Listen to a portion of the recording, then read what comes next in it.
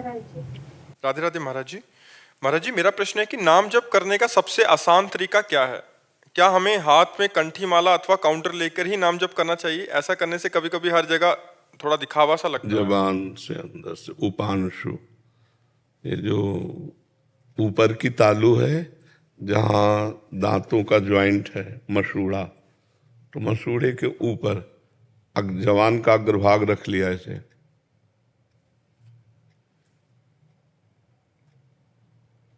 अब कौन जाने हम क्या जप रहे हैं। अब माला से जपने का है तो एकांत में जप लिया, काउंटर है तो कहीं भी ऐसे जप रहे हो, नहीं है तो नाम जपने से मतलब गिनने से थोड़ी है, तो अपनी जिह्वा से इसमें बोलने की इच्छा ही नहीं होगी। आज सत्संग में बताया था। हाँ, इससे ऐसे जो सबसे बढ़िया तरीका, सरल तरीका है, जबान के अग्रभाग को मोड़ करके और फिर नाक से अंदर ही नाम जप करे, तो चलते फिरते उठते बैठते हर समय नाम जप। माला और ये सब एक सहयोग है नाम जप का, लेकिन वास्तविक नाम जप का स्वरूप है श्वास के श्वास प्रश्वास, ऊपर नीचे श्वास जा रहे, नाम, यही माला है। श्वासों की माला हर समय चलती रहे और उसमें नाम चलता रहे, यही हमारा जीवन है। दिव्यांशु जी। पूज्य बड़े महाराज जी की जय हो। महाराज महाराज जी, मैं एक शिक्षक हूँ। जब भी विद्यार्थी उदंडता करते हैं और मैं उन्हें डांटता हूँ या दंड देकर सुधारने की कोशिश करता हूँ, तब बच्चे जोर जोर से श्री हरिवंश राधा राधा जपने लगते हैं और अच्छा ये तो बहुत अच्छी, किसका है? अब मारो बोलते हैं। और इस स्थिति में मैं क्या करूं? वाणी जी कहती हैं, जो हरिवंश को नाम सुनावे तन मन प्राण ताप बलिहारी। ये तो बहुत बढ़िया भाई उपाय मिला। कोई मारने लगे राधा राधा राधा श्री हरिवंश, तो अगर वो वैष्णव है तो मारेगा काहे को, चाहे माँ हो चाहे भाई हो। महाराज जी जैसे कि अब सुनते हैं नहीं, और हम जैसे कहें कि तो वो कल श्री हरिवंश, अब मारो श्री हरिवंश। अब महाराज जी मैं करूं क्या? नहीं मारना चाहिए, दुलार करना बोले चाहिए। अगर अब मारोगे तो गुरुदेव अपराध लग जाएगा। अब ये श्री हरिवंश सुधारेंगे, नहीं राधा नाम सुधारेगा। जो हरिवंश का आश्रय लिए हैं बच्चे, राधा नाम का आश्रय लिए हैं, उनकी बुद्धि पवित्र हो जाएगी, क्योंकि उन्होंने भय से ही सही। अवहेलना, आदर, भय, श्रद्धा, अश्रद्धा, नाम ये नहीं देखता। नाम उच्चारण मात्र से परम पवित्र कर देता है। भाव कुभाव अनख आलसहु, नाम जपत मंगल दिशि दसहु। यदि हरिवंश नाम उच्चारण किया तो ये विद्या है, राधा नाम उच्चारण किया तो पराविद्या है। विद्या हरिवंश मंत्र चतुरक्षर जपत सिद्धि भव उद्धरणम। श्री हरिवंश तो भव समुद्र से उद्धार, और राधा राधा तो प्रेम में डूब जाएगा। ये पराविद्या, द्व्यक्षरा राधा नाम, ये पराविद्या है।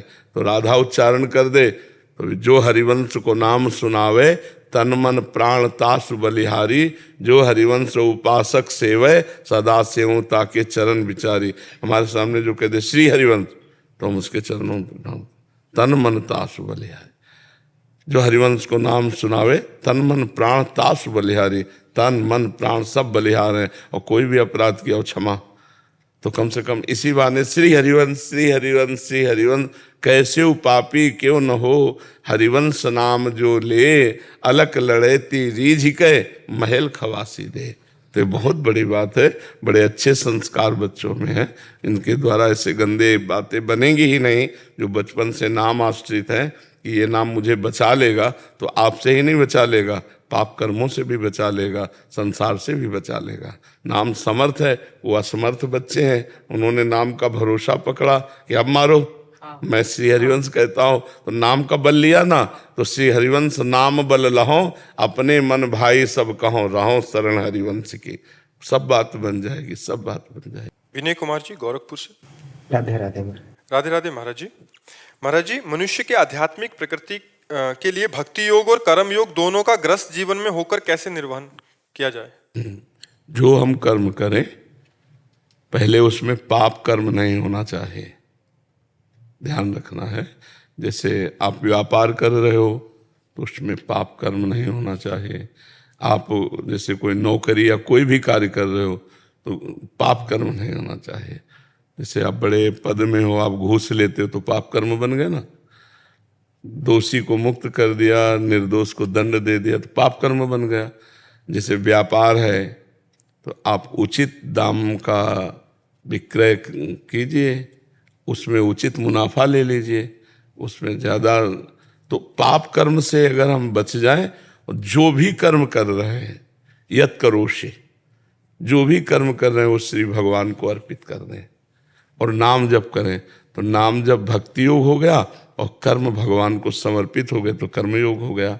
नाम जप करते हुए जो भी हम खाएं पिए करें वो सब भगवान को समर्पित कर दें तो हमारा कर्मयोग भी बन जाएगा, और भक्ति योग, और माता पिता पत्नी पुत्र परिवार जिनकी सबकी सेवा करें, खूब धर्म पूर्वक धन कमाएं, अपने परिवार की सेवा करें, और जो कर्म है वो भगवान को समर्पित कर दें। हर समय नाम जप करते हैं, बढ़िया कल्याण हो जाएगा।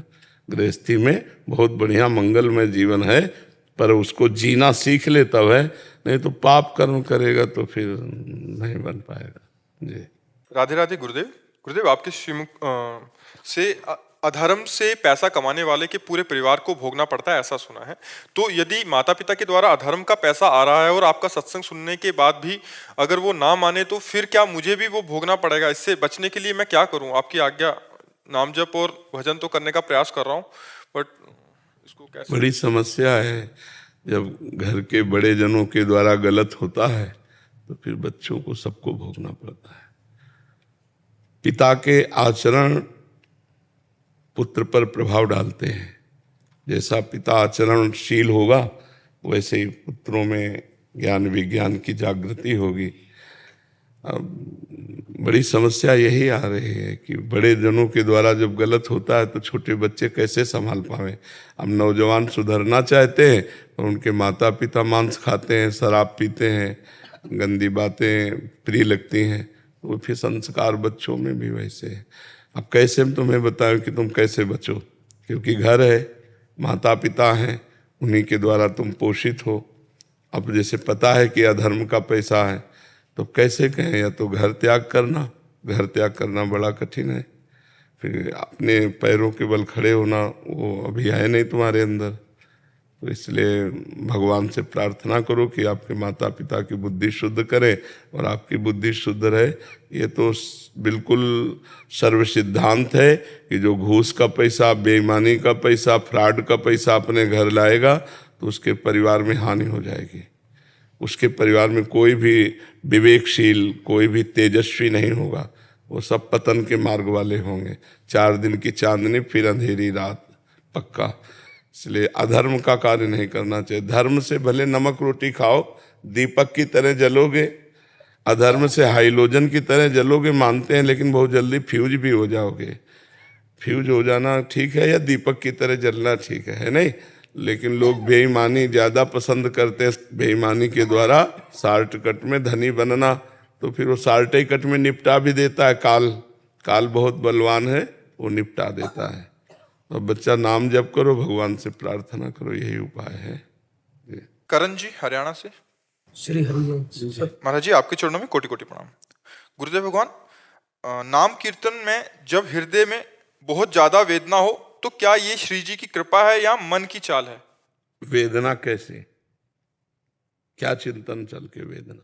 गुरुदेव, अपने पिता का शरीर छूटा 6 महीने पहले, उससे पहले जब भी कीर्तन होता था तो श्री जी का ध्यान, अब जैसे कीर्तन में जब श्री जी का और आपका स्मरण है तब बीच में उनकी वो आ जाती, तो ये कभी मन भटका तो? हाँ, भटकाना है, क्योंकि वो आपके दर्शन करके गए और 1 महीना हॉस्पिटल है, उन्होंने राधा नाम कीर्तन हमने पूरे परिवार ने किया, उन्होंने शरीर छोड़ा। अच्छा जाते मोह हर जगह बाधा पहुंचाता है। अब वो चले गए तो चले गए, क्या चिंतन करना? नहीं, वैसे चिंतन नहीं होता। जैसे बीच में एक वो हॉस्पिटल के कोई, तो उसमें क्यों उसको डिलीट करो, उसको तुरंत काटो।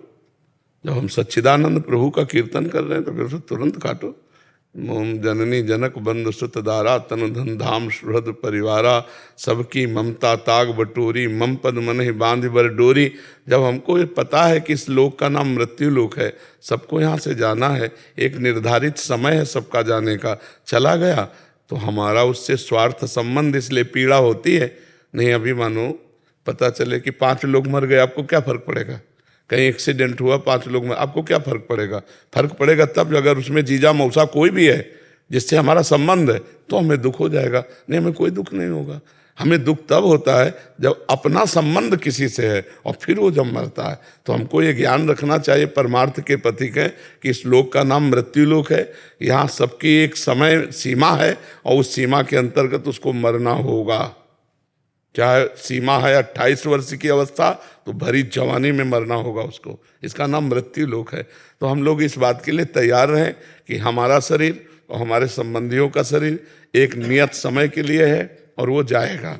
तो हम क्या करके जा रहे हैं, वो क्या करके जा रहा है, यही खास बात है। जा रहा है ये तो सबको आना जाना है, लेकिन क्या करके जा रहा है। अब जैसे बताया राधा नाम लेके गए, हाँ ये भगवत मार्ग के लिए बहुत उत्तम बात रही कि अंतिम समय भगवान का स्मरण करके गए। हॉस्पिटल में भी गुरुदेव भगवान पूरे डिपार्टमेंट में आधा ही राधा, डॉक्टर आते तो भी बोलते राधा राधा, नर्स आती तो भी राधा। हाँ बहुत सुंदर, बहुत। तो अब वो सो के योग्य थोड़ी है। नहीं, वो ये रहता है कभी कि अंत समय में कोई हमें सेवा में कभी कुछ त्रुटि तो नहीं नहीं नहीं, बस अब आप मोह को छोड़ो, अब श्री जी की तरफ लगो। निपुल जी अहमदाबाद से। श्री हरिवंश। श्री हरिवंश महाराज जी।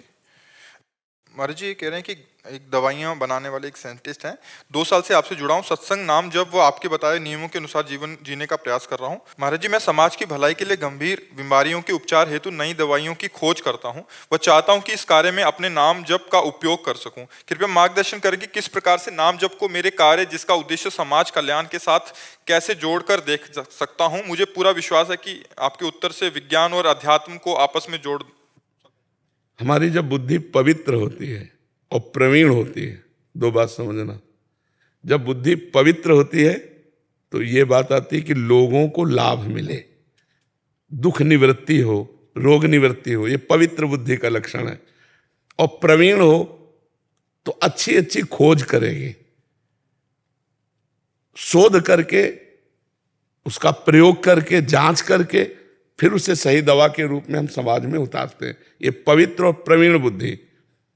अपवित्र और प्रवीण बुद्धि समझना, अपवित्र और प्रवीण बुद्धि। अपवित्र बुद्धि वो प्रवीणता पूर्वक ठीक वैसे डुप्लीकेट बनाएगा और रुपया निकालेगा। लोग मरे या लोगों को दुख हो उसे कोई मतलब नहीं, पर प्रवीण है उसकी बुद्धि, क्योंकि आपकी प्रवीणता को ठीक नकल कर रहा है, इसलिए बुद्धि प्रवीण है, लेकिन अपवित्र है। तो हमारी बुद्धि पवित्र और प्रवीण हो और समाज के लिए हम कोई ऐसा कार्य कर सके जिससे उनकी दुख की निवृत्ति हो और उसमें हम धैर्यपूर्वक चल सके, इसके लिए हमारे अध्यात्म बल की जरूरत है। अध्यात्म बल के बिना हम परोपकार में टिक नहीं सकते। परोपकार का मतलब पानी पिला दिया और दोबारा हम उसकी तरफ देखे नहीं, वो हमारी तरफ देखे नहीं। तो ये क्षमता जो आती है परोपकार की शुद्ध क्षमता, कि अगर मुझे जरूरत पड़े तो पैसा लगा करके दवा बना करके गरीबों में बंटवाऊंगा, जो बीमार है उनको दूंगा, अगर वो हमें फीस दे सकते हैं तो ठीक, नहीं दे सकते तो फिर ही दूंगा। ये परोपकार की क्षमता भगवान की तरफ से आती है। और भगवान की कृपा का अवलोकन करना, उसमें डूबना, ये नाम जप से होता है। नाम जप करो, पवित्र आहार करो, सत्संग सुनते रहो, और समाज में ही भगवान बैठा हुआ है। वो केवल मंदिर में नहीं बैठा हुआ, वो सबके हृदय मंदिर में बैठा हुआ है। अगर आप बीमारों में भगवान का दर्शन करके और अपनी शोध की हुई औषधियों से उनकी दुख की निवृत्ति कर पाए तो बहुत बड़ी साधना हो जाएगी। और नाम जब चल रहा है इसलिए आराधना हो जाएगी, साधना और आराधना से भगवान की प्राप्ति हो जाएगी। जी। पूनम सोनी जी मोहाली से। राधे राधे। महाराज जी आपके चरणों में कोटि कोटि प्रणाम, नमस्कार।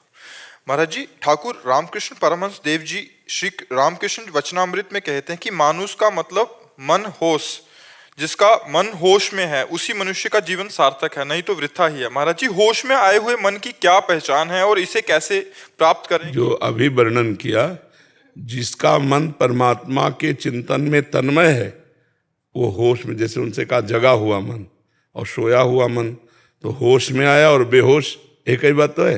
होश में आ गया तो जगा हुआ होश में आ गया, और जो सोया हुआ वो बेहोश है ना। तो जगा हुआ किसका प्रश्न है? जगा हुआ मन का तात्पर्य है जो हर समय परमात्मा में लगा रहता है, जो भोगों का संकल्प विकल्प करता है। 5 ज्ञानेंद्रियों के द्वारा भगवान ने गीता जी में कहा, मना खष्टान इंद्रियाणी प्रकृति स्थानी कलसती।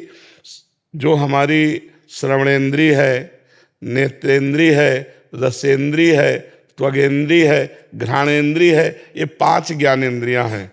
इन 5 ज्ञानेंद्रियों के द्वारा मन शब्द स्पर्श रूप रस गंध इसका भोग करता है। जब तक शब्द स्पर्श रूप गंध का भोग करेगा मन, तब तक बेहोश मन है।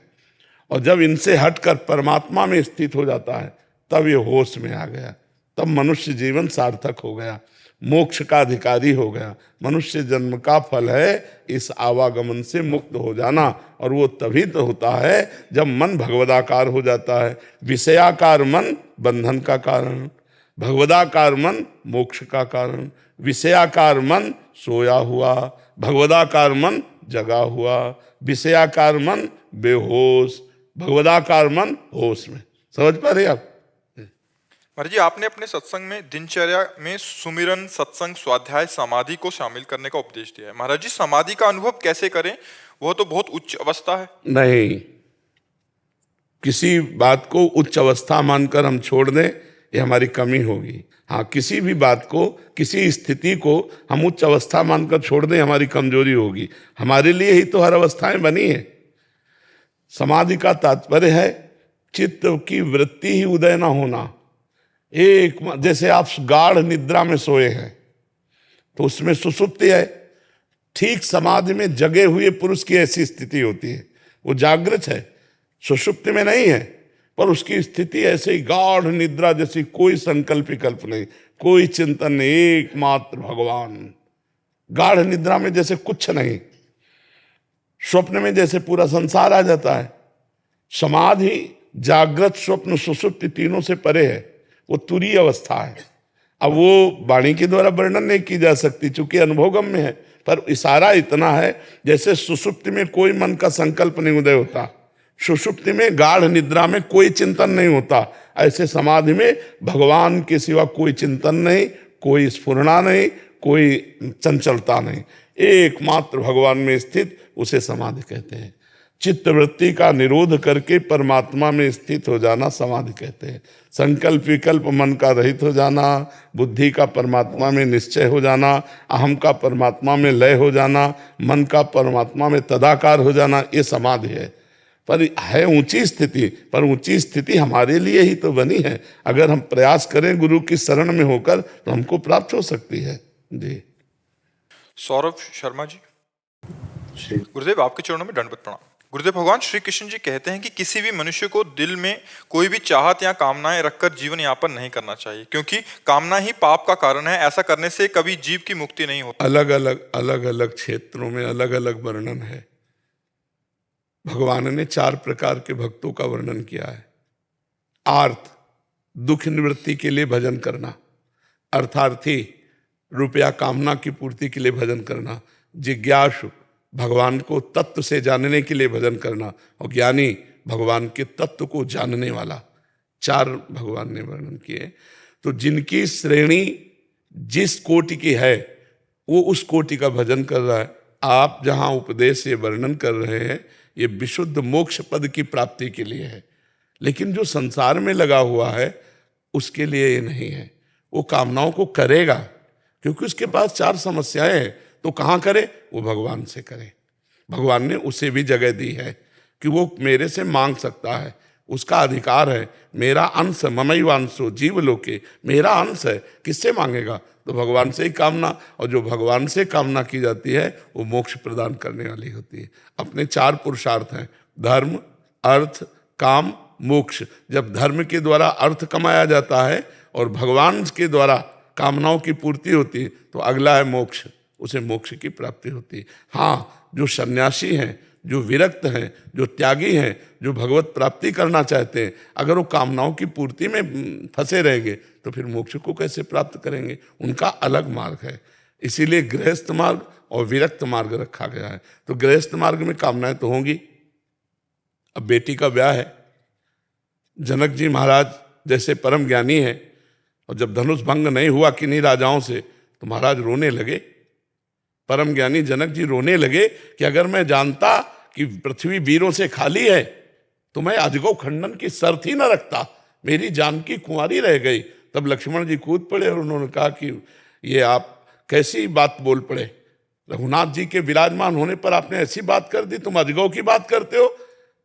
अरे इस अजगौ को ऐसे दौड़ते हुए उठा करके कमल नाल की तरह तोड़ दूं, पूरे ब्रह्मांड को कच्चे घड़े की तरह फोड़ दूं, अगर स्वामी का आदेश हो तो इसको सैकड़ों योजन इस अजगो को ऐसे उठा करके लेता भागूं और ऐसे कमल नाल की तरह तोड़ दूं, ब्रह्मांड को कांचे घड़े की तरह। रघुनाथ जी ने कहा शांत शांत शांत, क्योंकि लक्ष्मण जी भगवान शेष के अवतार है।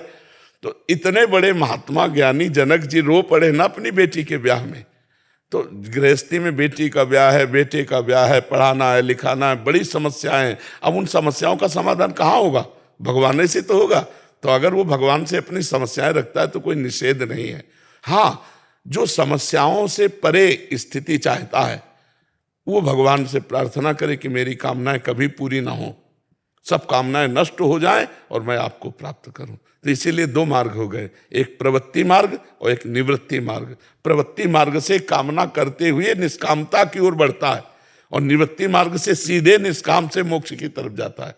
ये जो आप वर्णन कर रहे हो ये निष्काम धर्म का वर्णन है, समझ रहे हैं आप? लेकिन फिर वो अगर मोक्ष की चाहत ना हो, हम चाहते हैं श्री जी के सहचरी भाव में जाना, तो भी त्यागना पड़ेगा, क्योंकि इस महान कामना की पूर्ति के लिए अन्य कामनाओं का तो त्याग करना पड़ेगा।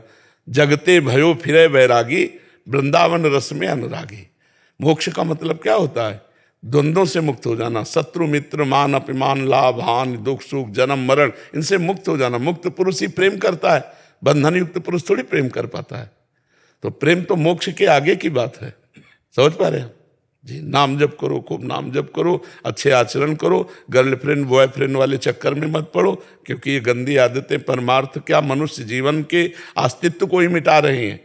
बेविचार करते हैं, फिर नशा करते हैं, फिर माता पिता परिवार समाज को दुख देते हैं। अब नशे के लिए पैसा चाहिए और नहीं देते तो अपमान करते हैं, चोरी हिंसा में उतर जाते हैं। इसलिए गंदी बात मत करो, अच्छे बच्चे बनो, नाम जप करो, धीरे धीरे आगे बढ़ते चले जाओगे।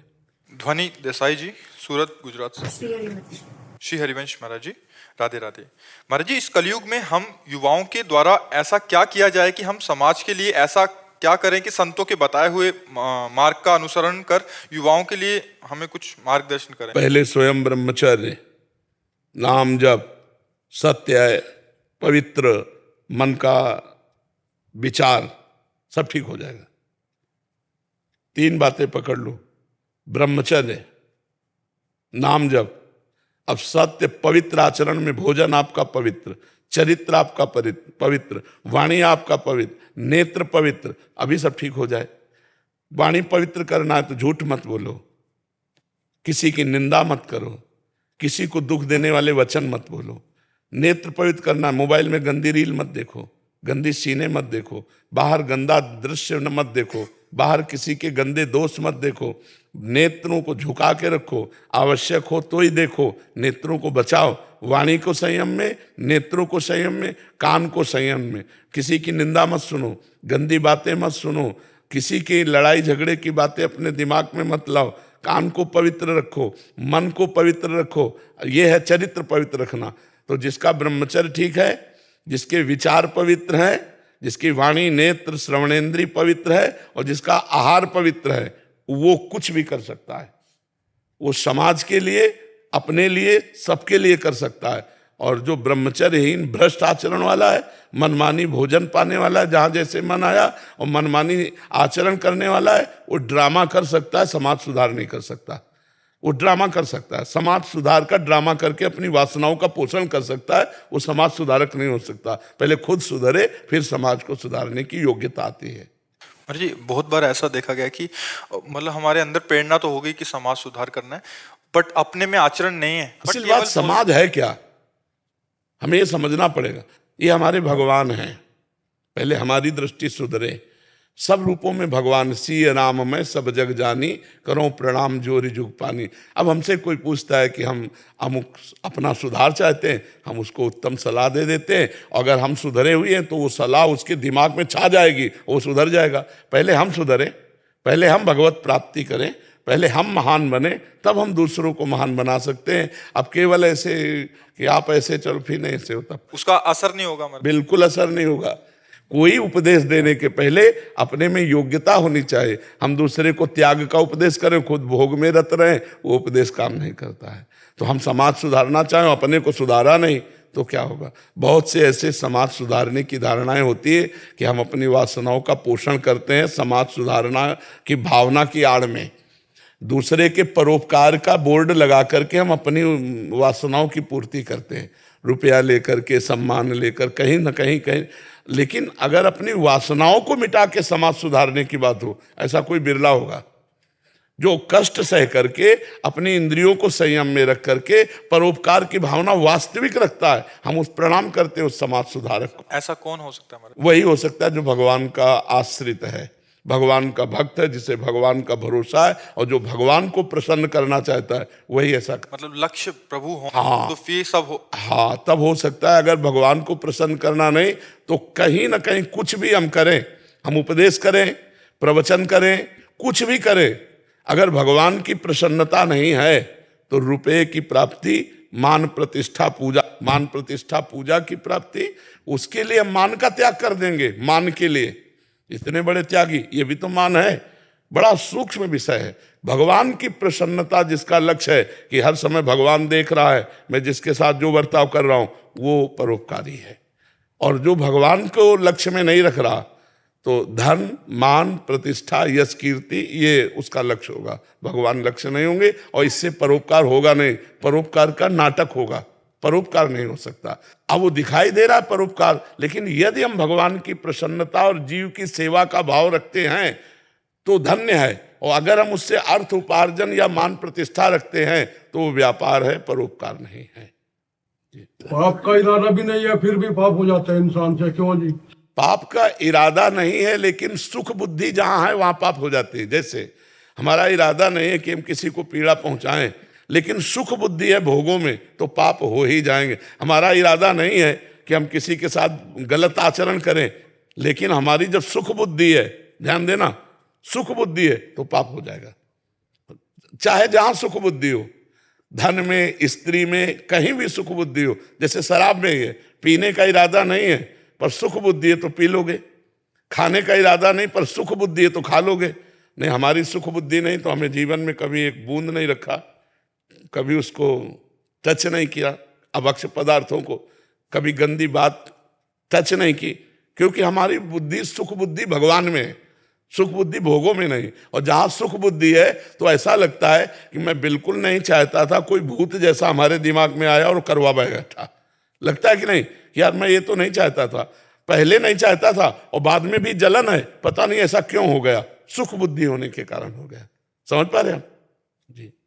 जयेश जी, जी गुरुदेव आपके चरणों में कोटि कोटि प्रणाम। महाराज जी, सत्संग और आपके वीडियोस देखने से निरंतरता बनती है, लेकिन जिन वाक्यों की वजह से निरंतरता बनती है वो स्मृति से चली जाती हैं। निरंतरता दृढ़ करने के लिए फिर क्या करें महाराज? बार बार अभ्यास योग युक्तेन चेतसा नान्यगामिना। हम बार बार अभ्यास करें तो आप देखिए, जब अभ्यास नहीं करते थे तब 1 मिनट भी भजन नहीं होता था। अब अभ्यास करने लगे तो 10 मिनट होने लगा, 10 मिनट में 20 बार मन भागा, 20 बार भागा। अब अगली बार हम जब अभ्यास करेंगे तो 18 बार भागेगा, फिर 15 बार, फिर धीरे धीरे एक दिन ऐसा आएगा कि 10 मिनट प्योर भजन होगा, शुद्ध भजन होने लगेगा। तो अभ्यास के द्वारा जब अभ्यास करते हैं तो एक कुआं में शिला रखी जाती थी, उस पर रस्सी का चिन्ह बन जाता था, करत करत अभ्यास के जड़मत होत सुजान, रस्सी आवत जात ही शिल पर होत निशान। तो जब हम बार बार राधा राधा रटेंगे, कृष्ण कृष्ण रटेंगे तो हमारे मन में उसका निशान क्यों नहीं बन जाएगा? मन फिर जपने आओ। जब मन से भजन होने लगा वही सच्चा भजन हो जाता है, मन से भजन होना। तो अभ्यास करो, हारो मत। एक दिन हमने, रोज सुना करो, रोज सुनोगे तो नई नई अनुभूति आती है। एक दिन हमने वर्णन किया था कि जब हम भजन करते हैं तो मन अपनी रील चला रहा है साथ में, ये हमारी भजन की रील चल रही और ये मन की रील चल रही। उसमें कुछ अच्छे विचार, कुछ गंदे विचार, कुछ राग के, कुछ द्वेष के, कुछ भूत के, कुछ भविष्य के आते हैं। साधक क्या करता है? अपने भजन की रील छोड़ देता है और उस रील में फंस जाता है। तो कहता है यार बहुत परेशान कर रहा है मन। हम कह रहे हैं तुम बगल वाली रील को देखो ही मती, वो अंदर मन में जो भरी हुई है वो सब खाली हो रही, क्योंकि नाम जब चल रहा है, भजन चल रहा है, तो वो अनंत जन्मों का भरा है। इसलिए हो सकता है 1 करोड़ काम के मैसेज हो, केवल 1 करोड़। तो अब आपने 500 डिलीट किए, 1 करोड़ है, तो आपको लगेगा वही काम वही काम, इसका मतलब कोई लाभ नहीं मिल रहा, लाभ मिल रहा है, तुम्हें पता नहीं कि तुम्हारे करोड़ मैसेज हैं, इतने मैसेज डिलीट, और जब पूरे डिलीट हो जाएंगे तो निर्मल हो जाएगा मन, और जहाँ निर्मल हुआ तो भगवान का साक्षात्कार हो गया। इसलिए अभ्यास करो, हारो मत। वो जो मन की गड़बड़ी है उसको निकलने दो, वो निकल रहा है, आ नहीं रहा है, खूब धैर्यपूर्वक इसमें चला जाता है, परमार्थ में धैर्यपूर्वक चला जाता है। इसमें उकताया हुआ पुरुष जल्दी हो जाए ऐसे नहीं होने वाला, क्योंकि बहुत जन्मों की सामग्री भरी, धीरे धीरे वो निकलती जाएगी, धीरे धीरे अच्छाई बढ़ती जाएगी, तो जहाँ बुराई खत्म हुई अच्छाई अच्छाई रहेगी, वहाँ परमात्मा का अनुभव हो जाएगा। महाराज जी राधे राधे। महाराज जी, आपकी एक वीडियो में आपने बताया कि जो शिष्य अपने गुरु को त्यागता है उसका भला नहीं होता। हम कितने ही कोशिश करें उन सब व्यवस्थाओं को स्वीकार नहीं कर पा रहे हैं, ऐसे में मेरा क्या होगा? आप क्या क्या व्यवस्था? मतलब जो गुरुकुल में मैं रहा और जिन गुरुजी से मैं दीक्षा ली, वहाँ पर जो व्यवस्था हो रही है और जिस हिसाब से वहाँ पर पढ़ाया जाता है उसको स्वीकार नहीं कर पा रहे। हो सकता है महाराज जी कोई दो दर्शन हो गया हो, ऐसा हो सकता जो गुरु ने मंत्र दिया है आपको, उस मंत्र पर श्रद्धा करके गुरु को मानसिक प्रणाम करके दूरी बना लो, उपाय भी तो बताया है। तो सोचता है कि वहाँ पर मास्क हटा के बोले तो आवाज साफ तो आवे। जैसे कि वहाँ पर हर देवी देवता को एक तुच्छ माना जाता है, एक, और दूसरा ये कि किसी के बारे में वो टिप्पणी ना कीजिए, आपके प्रश्न का उत्तर। मतलब केवल हम इतना कहते हैं कि अगर आपकी अश्रद्धा है गुरु जी के व्यवहार से ही तो है ना, तो हम गुरु जी पर श्रद्धा करके उनके मंत्र पर अश्रद्धा ना करें, उनका मंत्र ले लें जो मिला हुआ है और दूर हटकर भजन करें, गुरु जी को रोज प्रणाम करें, उनकी निंदा ना करें। क्यों? निंदा करने से क्या हाथ मिलेगा? उन्होंने तो आपको दिया है, नाम दिया, उनकी चर्चा छोड़ दो, दूरी बना लो उनकी चर्चा, ये निंदा ही मानी जाएगी। जो आप कह रहे हैं ना, इसे निंदा ही कहते हैं कि वो ये नहीं करते, वो ये नहीं मानते, वो ऐसा करते हैं। अब हम उस पर बोलेंगे तो वो निंदा ही हो जाएगी, अपने गुरु की निंदा, तो उसको नहीं बोलते हैं। हम उससे उपाय ढूंढते हैं कि हमारी गुरु से अश्रद्धा ना होने पावे, तो हम दूरी बना लेते हैं, और जो गुरु ने नाम दिया, मंत्र दिया, जपते हैं, और सत्संग हम उस महापुरुष का सुनते हैं जिससे हमारा मन लग जाए, हमारा इष्ट मिले, मन मिले, हम उनसे सत्संग सुन लेते हैं, मंत्र अपने गुरु का जपते हैं, बेड़ा पार हो जाएगा। गुरु की निंदा करने से फिर बात अलग हो जाती है। नहीं, क्यों निंदा करें, हम अपनी हानि क्यों करें? उन्होंने दिया ही तो है आपको, नाम दिया, मंत्र दिया, तो उसकी बराबरी में त्रिभुवन नहीं है। गुरु ने कहा राम जपो, अब इसके आगे क्या है? सब कुछ दे दिया गुरु ने, तो अब उनके व्यवहार को नहीं देखते, वो कुछ भी करें। हमारा अभी इतनी क्षमता नहीं कि हम सब देख के पचा लें, तो हम गुरु से दूरी बना लेते हैं और नाम जप करते हैं, रोज गुरु को प्रणाम करते हैं। भगवान ही सब रूपों में है, ऐसा भाव ठीक रहेगा ना। अब कभी अपने गुरु की निंदा न करना, क्योंकि ये जैसे बोले निंदा के अंतर्गत ही आता है नहीं? बिल्कुल अपने भाव में चलो, दूरी बना लो, सत्संग सुनते रहो, और जो सत्संग में तुम्हें समझ में ना हो पूछते रहो, मार्ग चलो, मंत्र वही जो गुरु ने दिया है। गौरव शर्मा जी हरिद्वार से। श्री हरिवंश गुरु जी। महाराज जी, मैं ग्रस्त जीवन में हूँ, मन की अस्थिरता और पुरानी बुरी आदतों से लगाव से परेशान हूँ। भक्ति में मन लगे ऐसी प्रार्थना है।